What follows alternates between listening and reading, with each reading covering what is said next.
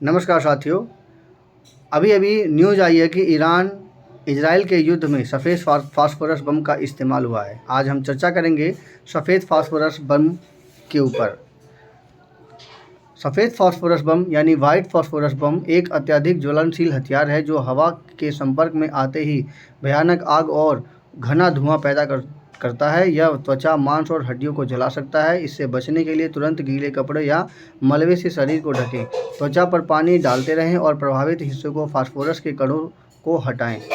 तो यहाँ वहाँ पर चूँकि ईरान में पानी की कमी है इस वक्त ऑलरेडी, तो इस वक्त वहाँ पर ज़्यादा अच्छा है कि पानी तो नहीं मिलता, लेकिन जो मिट्टी है उसको पूरी तरह से अपने शरीर पर रगड़ दें, तो ताकि वो फास्फोरस जो है वो मिट्टी से मिल जाए। केवल वही बचा सकता है। तो फास्फोरस बम क्या है, कार्यप्रणाली क्या है?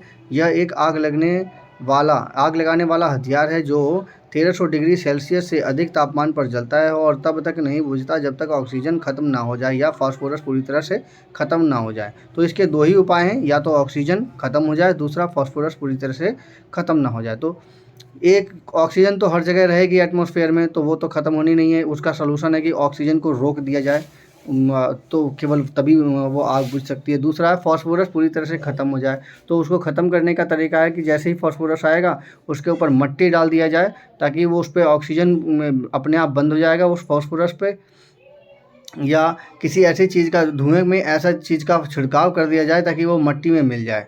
तो प्रभाव क्या है, यह त्वचा को गहराई से जलाता है और यदि कण शरीर के अंदर रह गए तो वे विषैले हो जाते हैं और फिर से आग पकड़ सकते हैं। धुआं, यह सफ़ेद धुआं का उपयोग करके युद्ध के मैदान में छिपने के लिए किया जाता है। युद्ध के समय में यहाँ ये छुपने का इस्तेमाल करते हैं इसका।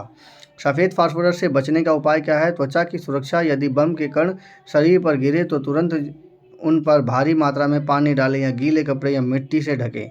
जी हाँ, ये जो मिट्टी का उपाय है ये सबसे अच्छा है जो है ईरान के एरिया में। फास्फोरस कणों को हटाना, त्वचा में धसे फास्फोरस के कणों को चिमटी या किसी औजार से तुरंत बाहर निकालें। ऑक्सीजन रोकें, प्रभावित क्षेत्र को गीला रखें क्योंकि पानी की परत इसे हवा या ऑक्सीजन के संपर्क में आने से रोकती है और जलने से बचाती है। कपड़े बदलें, जले हुए कपड़े तुरंत उतार दें क्योंकि वे अभी भी जल रहे हो सकते हैं। तत्काल चिकित्सा, चलने के बाद तुरंत चिकित्सा सहायता लें क्योंकि फास्फोरस विषाक्त यानी कि जहरीला पॉइजनिंग पैदा कर सकता है। चेतावनी क्या है?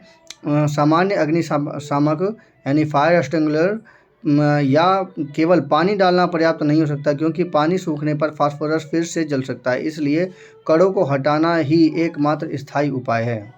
मेरी ये समीक्षा कैसी लगी, ये इस बारी के कंपटीशन में आ सकता है। बहुत ही महत्वपूर्ण क्वेश्चन है, इसलिए ISPCS वाले इस चीज़ का ध्यान दें और मेरी समीक्षा को समझें। उसके बाद इसे शेयर करें दूसरे औरों को भी।